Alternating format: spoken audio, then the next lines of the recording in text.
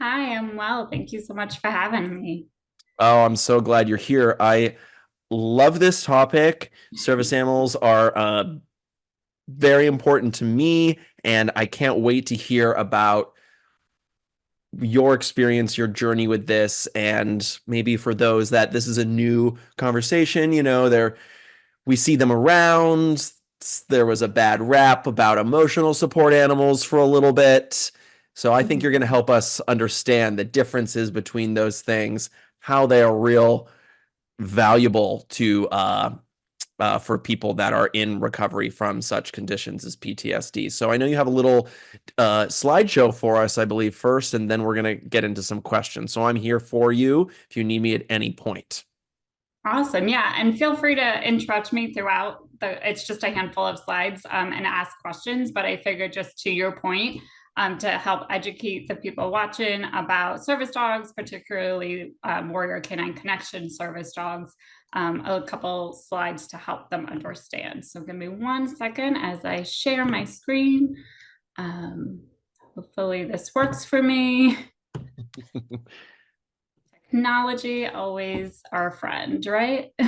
There we go. I can see it.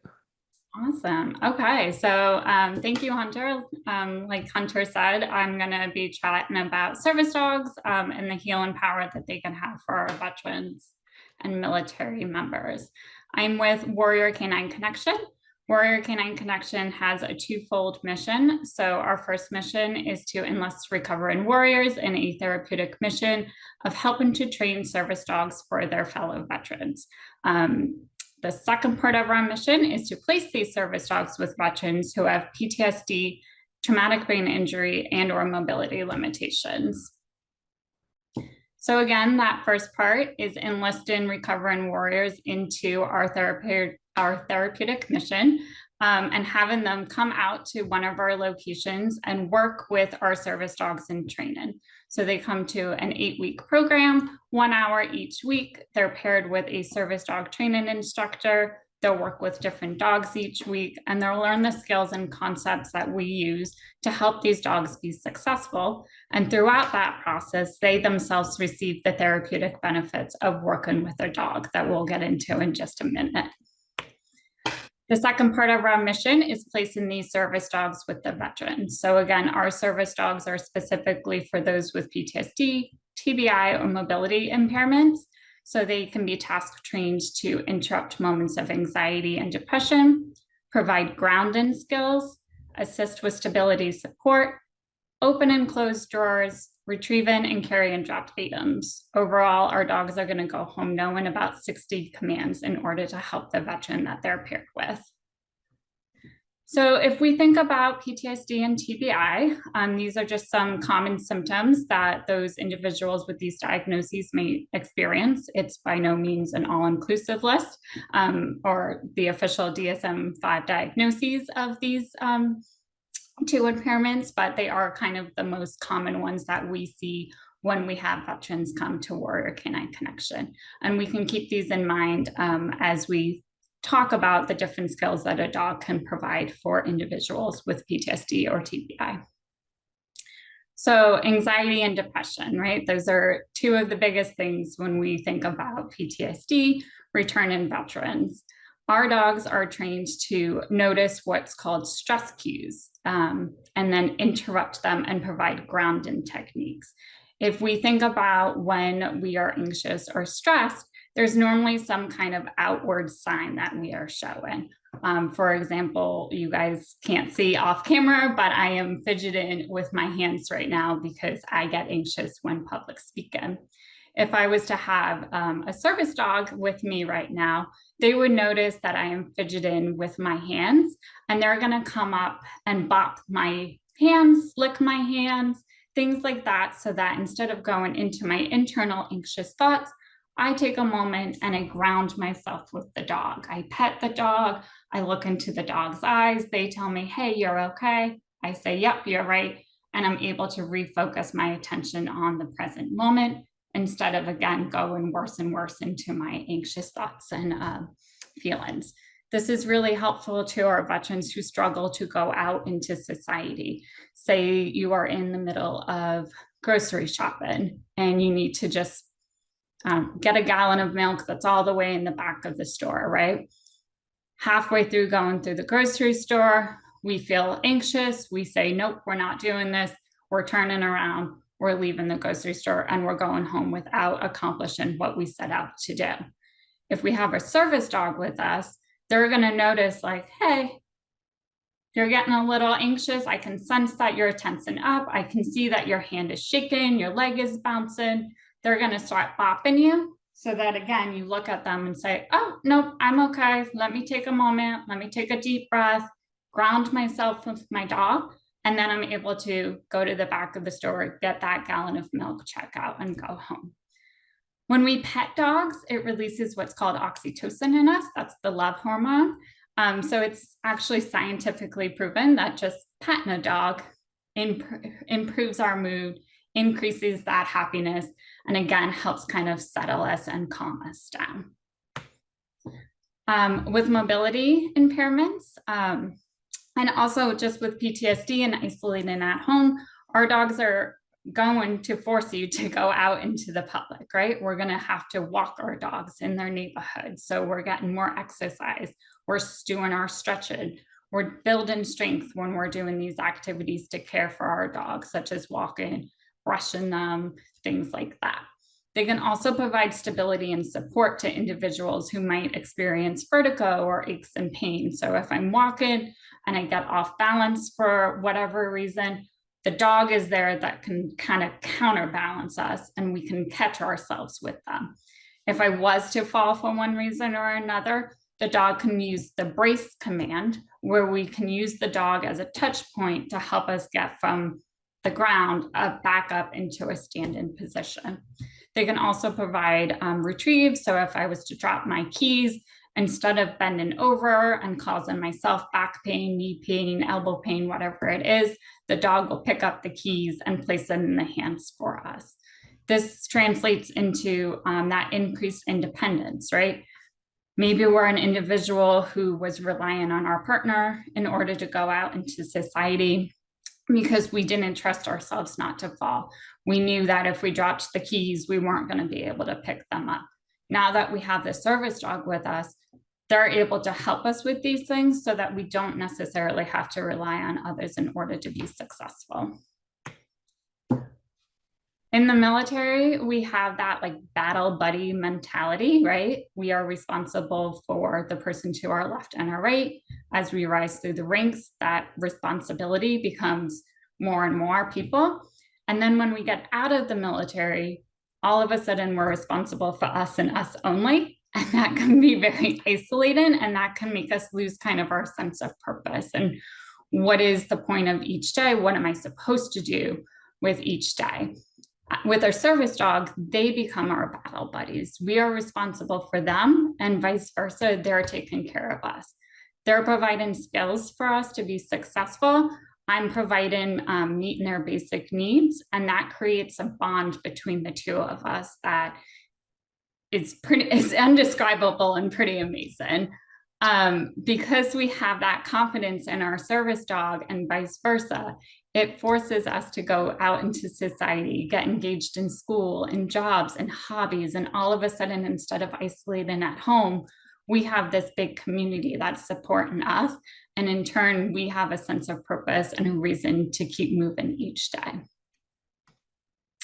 Some of the other additional benefits that we have from service dogs is improved sleep. So when we have less anxious thoughts throughout the day, that translates into a better night's sleep. Additionally, our dogs can do nightmare interruption. So if we are having a nightmare and tossing and turning and not getting good sleep, instead our service dog can wake us up so that we can ground ourselves, get a glass of water, refocus, and go back to sleep, and hopefully get that nice sleep instead of that tossing and turning sleep. There's a few others up here. Again, like decreased pain, improved patience, better communication skills. These are all things that our veterans have told us they've seen improvements with when working with their service dogs or while going through our mission-based trauma recovery program.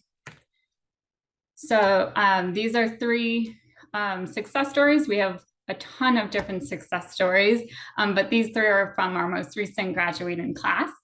Margaret on the far left there, her veteran was really struggling to take care of himself. He was forgetting to eat. He was spending days at home and not realizing how many days have passed. He didn't have a routine. When Margaret started to go home with him, and he was responsible for Margaret, he found his routine. She eats, he eats, right? She has to go outside to go potty. He has to go outside and get fresh air.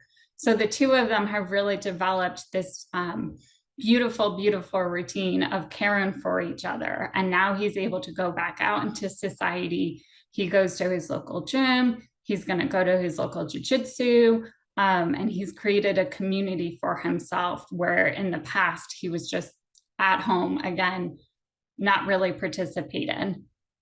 The middle guy there, that's Wells. Wells was paired with his veteran shortly after his veteran transitioned out of the military, and he was really struggling with that sense of purpose. He went from being responsible for a unit of soldiers to not knowing what he was supposed to do each day, what his next chapter would bring for him. Wells has helped him go to school, find that next chapter, find his next career. His veteran has gotten very involved with WCC and again, really helped him build out that community again.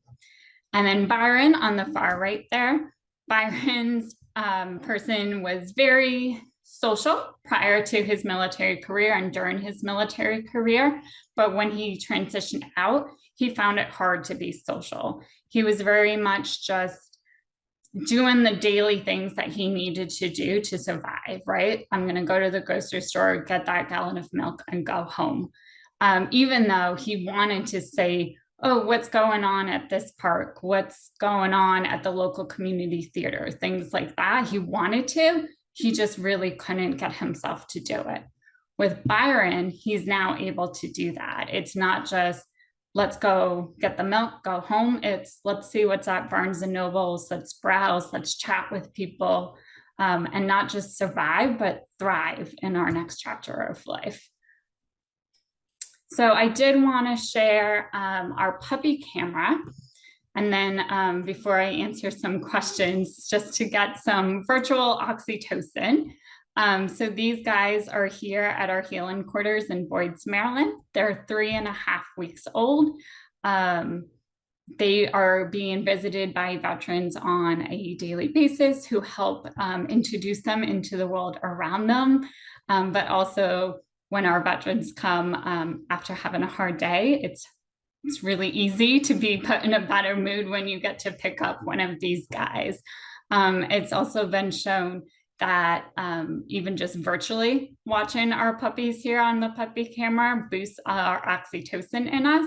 So if we can get that virtually, imagine the impact that they have when you can actually, hold them and snuggle with them and things like that. So that is our service dogs in a nutshell.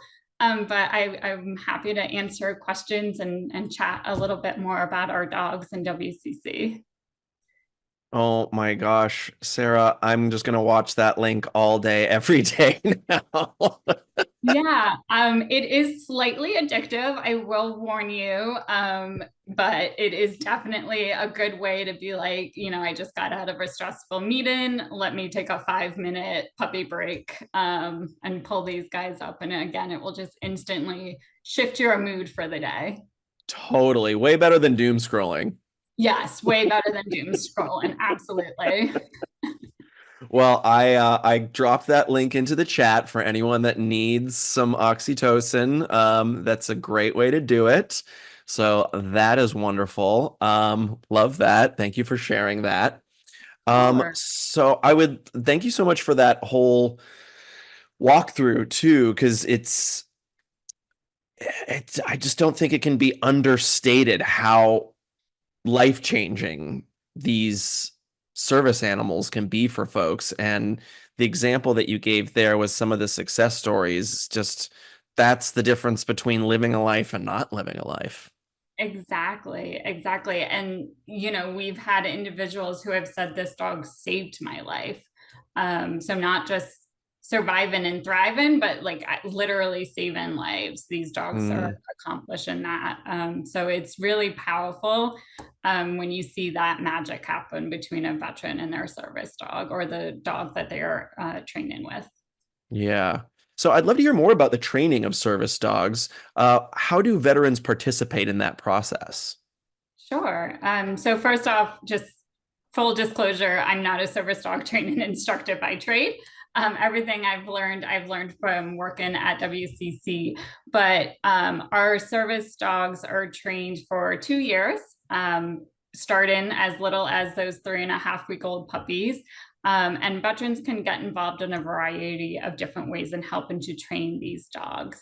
So again, once they're about 3.5 weeks old, their puppies are available for veterans to come and hang out with. And even though it might seem silly that you can't train a 3.5-week-old puppy, you can, because it's all about exposure, right? So I look very different than you, Hunter, right? You have a mustache, you have shorter hair, you have deeper voice. If the puppies are only exposed to someone who looks like me, talks like me, and then they're supposed to go out in the world and be successful, they're going to be like, what is this? I've never seen a mustache before. So we have to expose them to these things as little as 3.5 weeks old. So our veterans can come and they can do puppy enrichment and puppy socialization, or they Mm. can sign up for what we call that mission-based trauma recovery program, or MBTR. This is an 8-week program where they come, they work with a service dog training instructor and one of our service dogs in training, and they learn all of the different concepts that it takes to help a service dog be successful. So, Mm. patience, right? All of our dogs are living, breathing creatures with minds of their own, right? So when we tell their dog, go get the keys, right? We can't just say that and expect them to like know what we're asking them. We have to train them bit by bit. Okay, what does keys mean? How do I pick it up? Bring it here. So it takes a lot of patience, right? And that helps our veterans regulate their emotions and practice that patience when they're working with their dogs. We teach our dogs kind of bit by bit. So again, we're not taking our youngest dogs and bringing them to the middle of the DC city that's right next to us, because they're going to be like, whew, that's a lot, right? And they're going to shut down internally. So we start off at like the nice, quiet coffee shop and we build up to the city. And at the same time that we're starting at a nice, quiet coffee shop with our veteran, is also starting off at that nice quiet coffee shop and building up to Mm. going into DC and building that confidence throughout. So veterans can get involved in that program. And then if they're interested in their own service dog, they come and they do an 8-day condensed crashed course with their service dog that they've been paired with, so that they have all of the skills and knowledge to go home with. Yeah, that makes a lot of sense. And it's an ongoing process, right? It's not like, okay, all trained, done forever, right? Done It's forever. yeah, No. no way. It's reinforcement, it's repetition, it's a teamwork collaboration between the canine and the human. Absolutely. And dogs, just like humans, are going to have good days, bad days, become overwhelmed, things like that. And so we really teach our veterans canine emotional states, right? How do we know when our dog is hitting their threshold? And then how can we support that dog? And in turn, by learning all of those different things, they recognize how to say, I'm hitting my threshold, and how do I support myself to be successful? But yeah, even, the best trained service dogs going out, if you're not consistent with them for the remainder of their life in your partnership, their skills are going to slip, their basic obedience is going to slip, and you're going to be like, wait a second, why is my dog doing XYZ all of a sudden? You really have to maintain that training for them to be successful. And that's holding yourself accountable. And again, that's going back to that battle buddy mentality, right? I have a Mm. responsibility to you as my dog, and in turn, you help me be successful. Yeah. So looking at the uh oxytocin streaming device there of the puppy cam. The puppy cam. The puppy cam, do some puppies not end up going on the trajectory of being a service dog? Like it's not every dog is meant to be a service dog, right? No, not every dog is meant to be a service dog. It's actually a really small percentage that makes it to service dog because there is such a high standard, right? You have to have the basic obedience, the skill set, you have to be confident in public yourself, and you have to be appropriate in public. You can't be pulling down the road, things like that. And again, as good as our service dog training instructors are, we're never going to force a dog to do something that makes them uncomfortable. So all of our dogs that don't make it as a service dog, they can still have a very valuable career and they can still very much help veterans in need, whether they're a released pet dog or they choose one of our other routes, such as like a facility dog. We have facility dogs in various veteran populations. So like a veteran service center, the VA, we have dogs there to help in different capacities there as well. I So love that. every dog has a purpose and we will Yeah. find that dog's purpose. Yeah, totally. I remember one time I was traveling through an airport and I had a layover somewhere, and there was a dog that was there with a vet that was there to just be support for whoever wanted it. I love that. Yeah, that's perfect. That's a great example of like a facility dog or a therapy dog. Again, just I'm a dog lover, so whenever I see any dog, it automatically makes me smile, right? And then if you Yeah. get to go up and pet it and get that oxytocin boost, like it can easily shift your mood for the whole day. And let's face it, airports are terrible, anxious places. So having that second to pause and pet a dog is like, okay, well, I was delayed, but at least I got to pet a dog. Yeah, So life is exactly. good. Life is okay. Exactly. Exactly. Well, what advice would you give to veterans who are considering getting involved in Warrior Canine Connections programs or maybe pursuing a service dog of their own? Yeah. So I think what we hear a lot here at WCC is I didn't think that I would qualify for this. I didn't think I was Mm. worthy of this. Again, that veteran mentality, that military mentality of someone needs this more than me, right? And that, again, in the military, you have an MRE and the guy next to you doesn't. You're like, oh no, you're fine. You can have this, right? Like that's what we're taught in the military. So a lot of times we hear that when it comes to service dogs. Like, I don't want to take it away from somebody who needs it more than me. So, my advice is if you are considering it, reach out to us because I guarantee it, you could benefit from a service dog if you're having those thoughts. And we are happy to help you find that right service dog for you. You are deserving of a service dog if you are a veteran and has served. Yeah, yeah. Are there any unexpected lessons you've learned from working with both veterans and service dogs that you think could apply to other aspects of life? Yeah, I think dogs give us grace, right? We've all had moments where we mess up. When I'm working with dogs, I mess up all the times. I say the wrong command, or to need a moment for myself in order to help them be successful. And the dog could just kind of looks at me like, okay, you do you for a second. And when you're ready, I'm here for you. And that's so appreciative.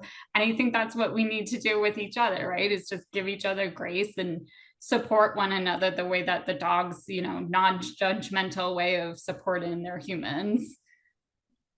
Yeah, I love that. I'm such a dog lover as well. I have a little one that came into my life. I feel like the dog chooses you in a big way, and Yes, it completely changed my absolutely. life.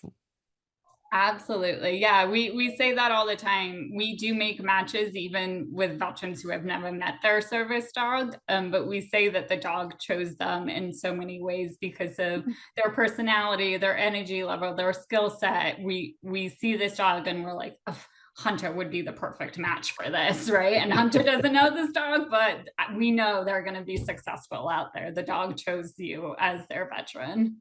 Yeah. How did you get involved? How did you find your way to this career path? Yeah. So I'm a veteran myself, married to a veteran. So the veteran population has always been the community that I want to work with. And then I'm a licensed social worker by trade. So I was working in a nursing home, and actually, my supervisor at the time sent this to me and was like, "You really like dogs? This is veterans. Your specialty is PTSD. Apply to this." And I was like, yeah, absolutely. And I'm so grateful that she sent it my way, and that I've been here for 4.5 years now, because I've learned so much. I made so many special bonds with our clients, with the dogs, with my colleagues. Everything WCC does, we try to do veteran focused. Mm. Even like our namesake program, all of our dogs are named after veterans, military members, both living and deceased, so that we can keep stories alive, so that we can honor people's service to our country. Again, with our mission-based trauma recovery program. So even if a service dog is not right for you, being able to come and hang out with the dogs, get that therapeutic benefit, and then, give back to your fellow veteran, because the heart and soul that you put into training a service dog is going to be so appreciated by the veteran who does receive them. I love that. That is so beautiful and so important to keep the story alive of folks who have served, and Yeah. what a wonderful way to do it. Yeah, it's so special. We've had, Gold Star families come and they get to meet the namesake of their dog, things like that. I'll share. This is Julian. Julian was named after, this is my grandfather who did 22 years in the military. Oh, wow. So, I appreciate that his story is being carried on through the dog, Julian, and that people are speaking his name, and not just, myself keeping it alive. That's beautiful. Well, Sarah, this has been absolutely fantastic. For folks that want to keep the conversation going with you or learn more, where's the best way to reach out? Yeah, so our website is warriorcanineconnection.org, or you can email wccdog@warriorcanineconnection.org, and we're happy to help you get connected to all of our different programming. Awesome. Well, we're out of time. Thank you so much for making the time today. Thank you for your Absolutely. service. And I hope we get to chat more in the future and we can compare dog photos and dog streams. And Oh my gosh, yes, please. I could do this for hours. So, me too. yeah, thanks so much for having us. Yeah. Thank you. Have a good day. You as well.